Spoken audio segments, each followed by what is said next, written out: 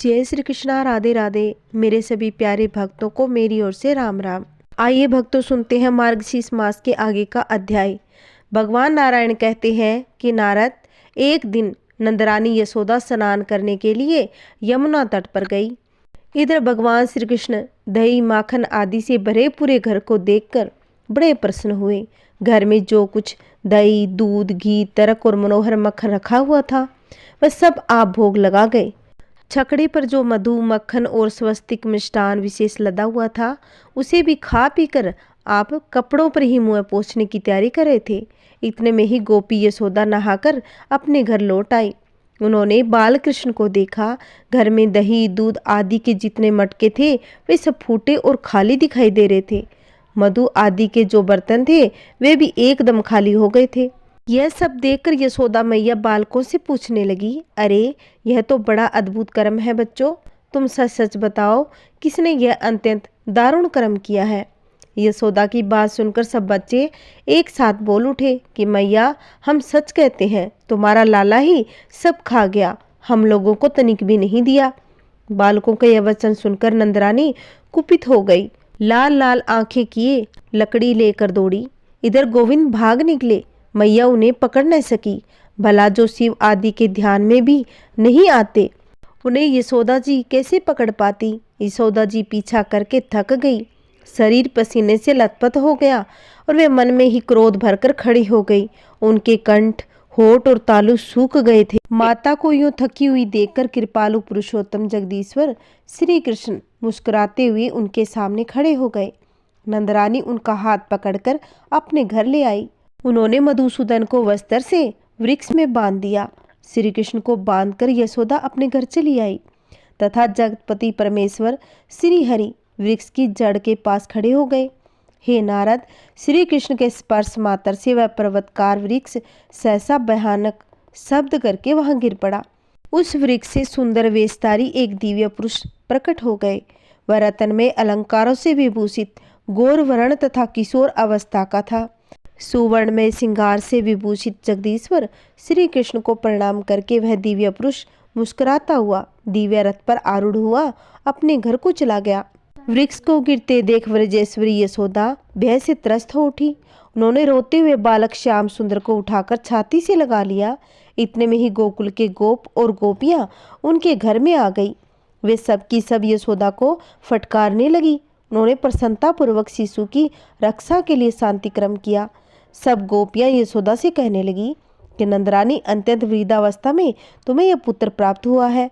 संसार में जो भी धन, धान्य तथा रतन है वह सब पुत्र के लिए ही है। आज हमने सचमुच यह जान लिया कि तुम्हारे भीतर सुबुद्धि नहीं है। जो खाद्य पदार्थ पुत्र ने नहीं खाया वह सब इस भूतल पर निष्फल ही है, वो निष्ठुर है। तुमने दही दूध के लिए अपने लल्ला को वृक्ष की जड़ में बांध दिया, स्वयं घर के काम काज में लग गई। देववश वृक्ष गिर पड़ा किंतु हम गोपियों के सौभाग्य से वृक्ष के गिरने पर ही बालक जीवित बच गया।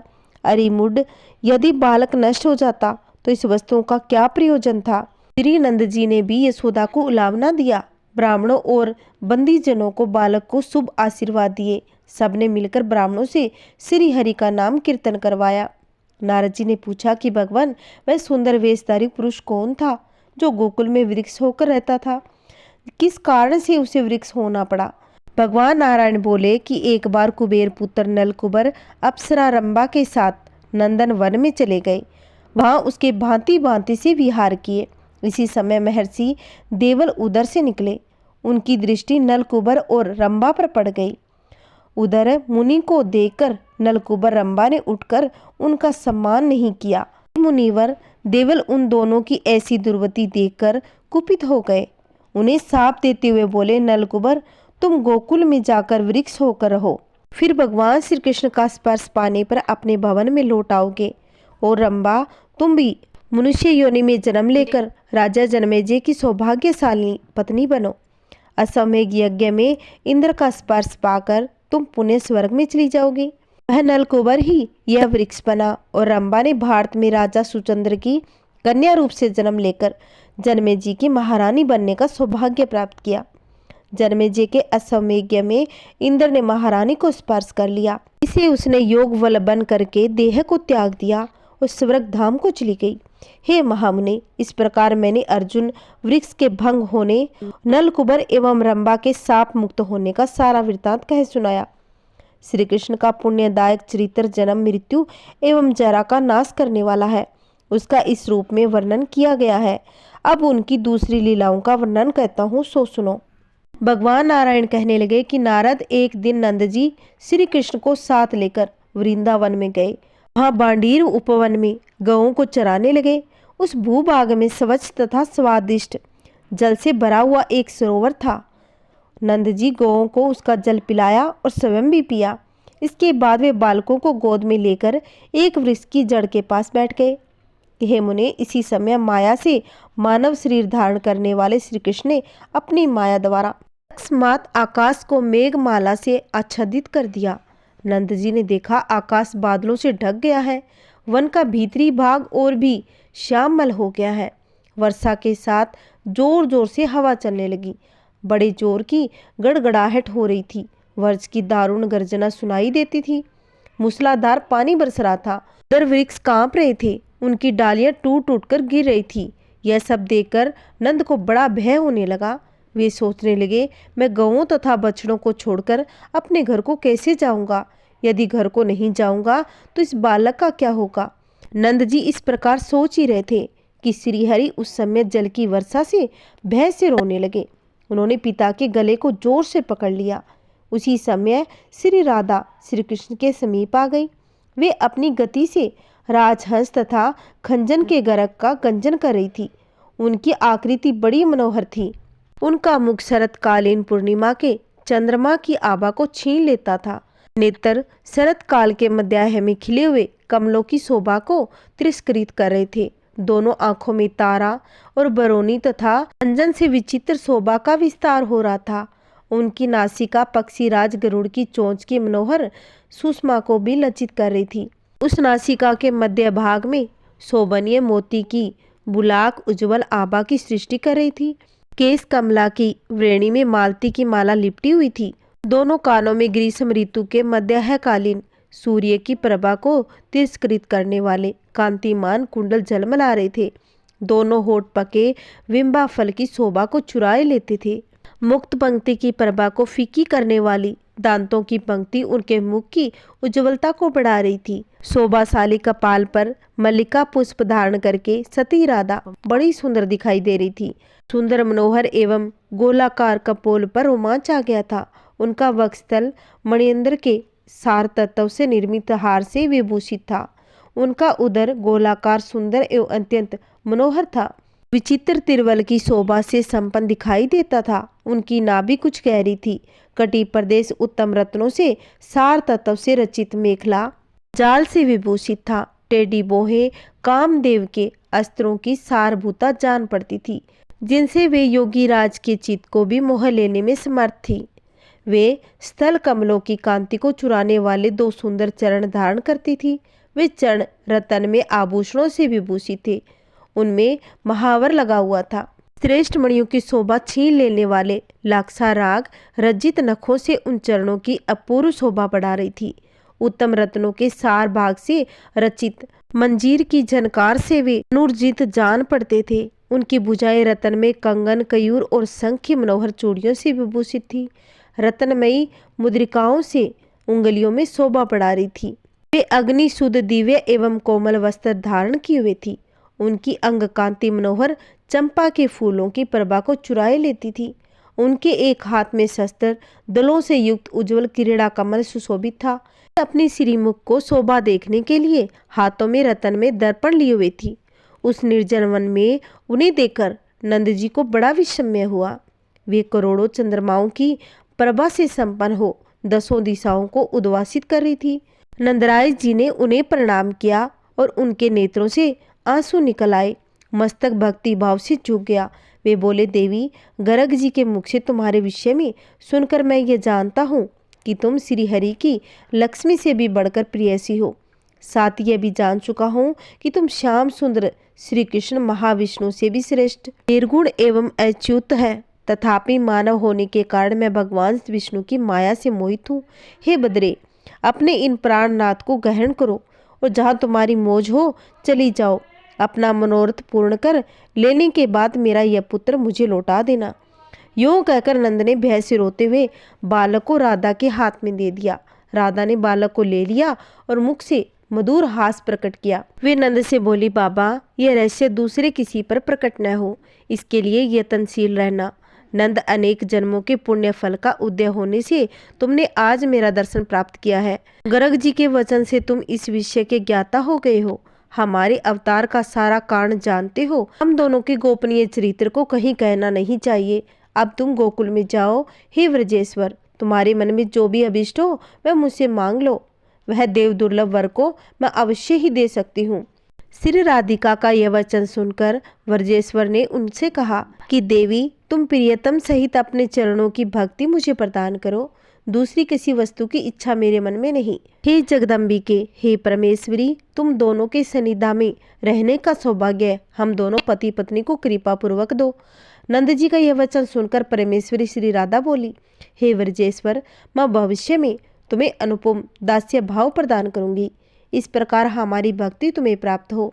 हम दोनों प्रिय और प्रियतम चरण कमलों में तुम दोनों की दिन रात भक्ति बनी रहे।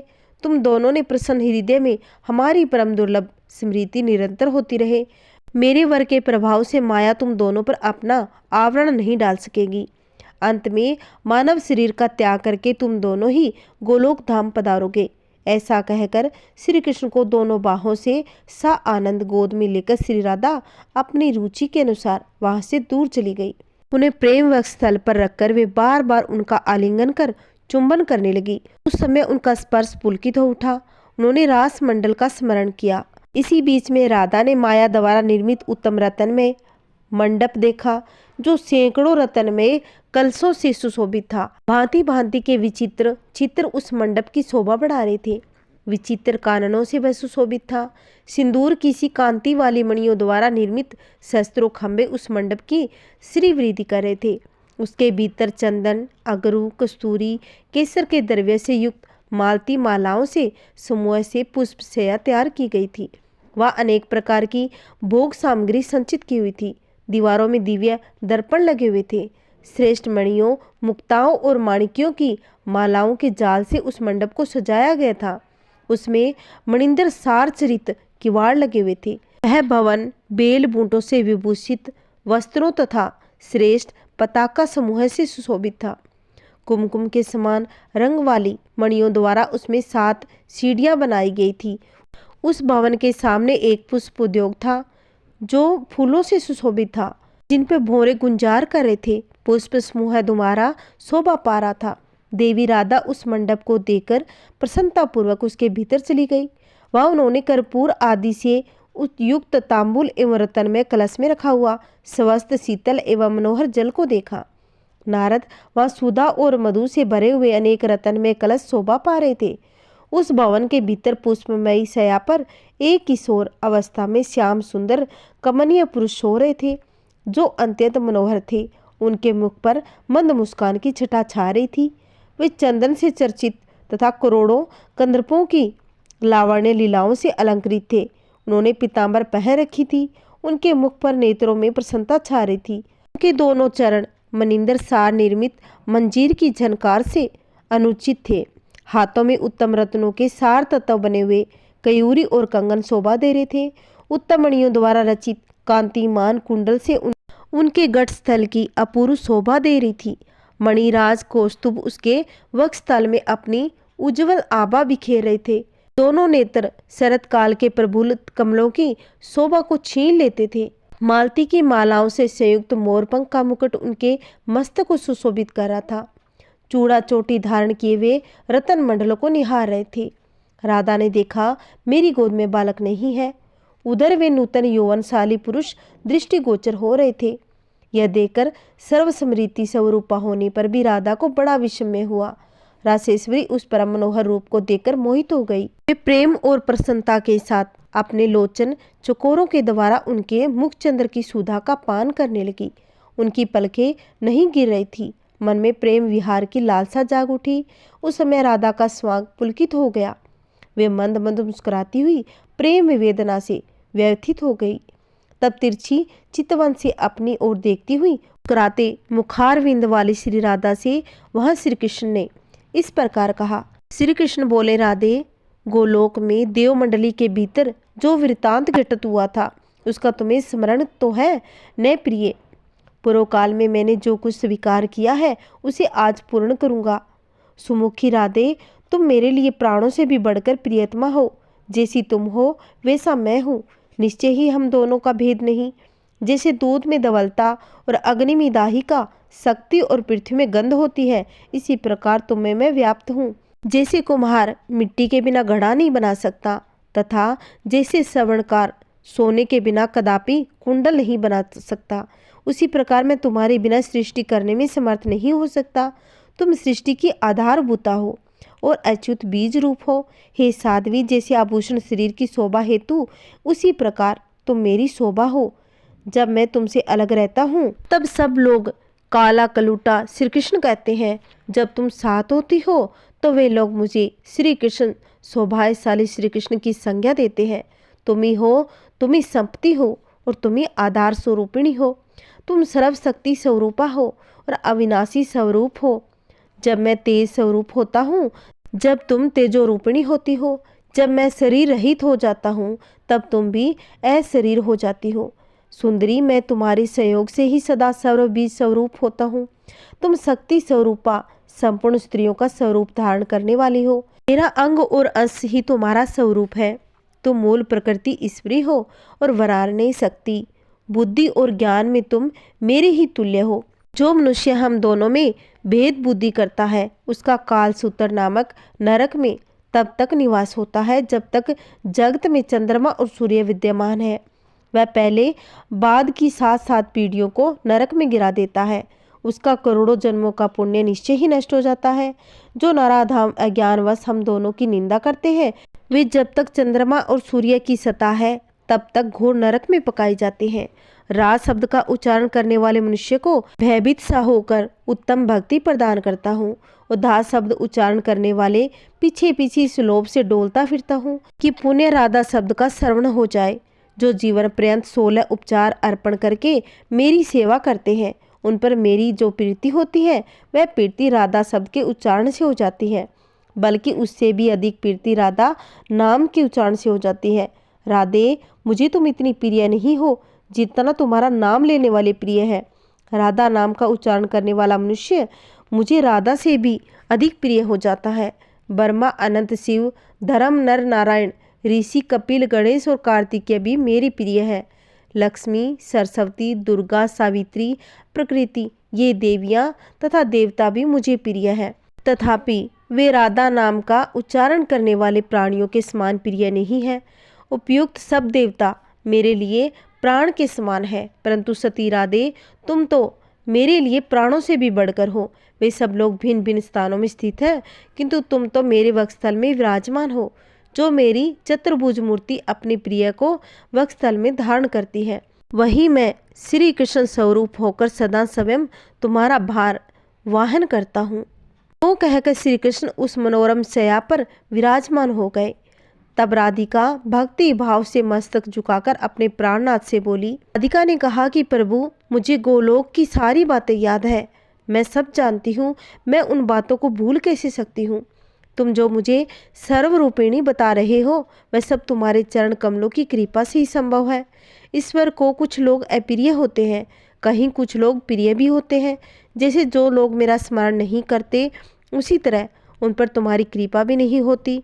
तुम तृण को पर्वत और पर्वत को तृण बनाने में समर्थ हो, तथापि योग्य और अयोग्य में तथा संपत्ति और विपत्ति में तुम्हारी समान कृपा होती है। मैं खड़ी हूँ और तुम सोए हो। इस समय बातचीत में जो समय निकल गया वह एक दूसरे के क्षण में मेरे लिए एक एक युग के समान है। मैं उसकी गणना करने में असमर्थ हूँ। तुम मेरे वक्षस्थल और मस्तक पर अपना चरण कमल रख दो। तुम्हारे विरह की आगे से मेरा हृदय शीघ्र ही दंग होना चाहता है। सामने तुम्हारे चरण कमल पर जब मेरी दृष्टि पड़ी तो वह वहीं रम गई। फिर मैं कलेश उठाकर भी उसे दूसरे अंगों को देखने के लिए वहां से अन्यत्र न ले जा सकी। तथापि धीरे धीरे प्रत्येक अंग का दर्शन करके ही मैंने तुम्हारे साथ मुखारविंद पर दृष्टि डाली। इस मुखारविंदों को देखकर अब मेरी दृष्टि अन्यंतर जाने में असमर्थ है। राधिका का यह वचन सुनकर पुरुषोत्तम श्री कृष्ण हंसने लगे। फिर वे श्रुतियाँ और स्मृतियों के मतानुसार तथ्य एवं हितकर वचन बोले। राधिका से भगवान श्री कृष्ण ने जो वचन कहे वो हम कल की वीडियो में रसपान करेंगे। अगर आपको वीडियो अच्छी लगे तो लाइक, शेयर, कमेंट, सब्सक्राइब अवश्य करें। जय श्री कृष्णा, राधे राधे। मेरे सभी प्यारे भक्तों पर भगवान श्री कृष्ण की कृपा सदा सर्वदा बनी रहे। सभी प्यारे प्यारे भक्तों, राम राम। जय श्री कृष्णा, राधे राधे।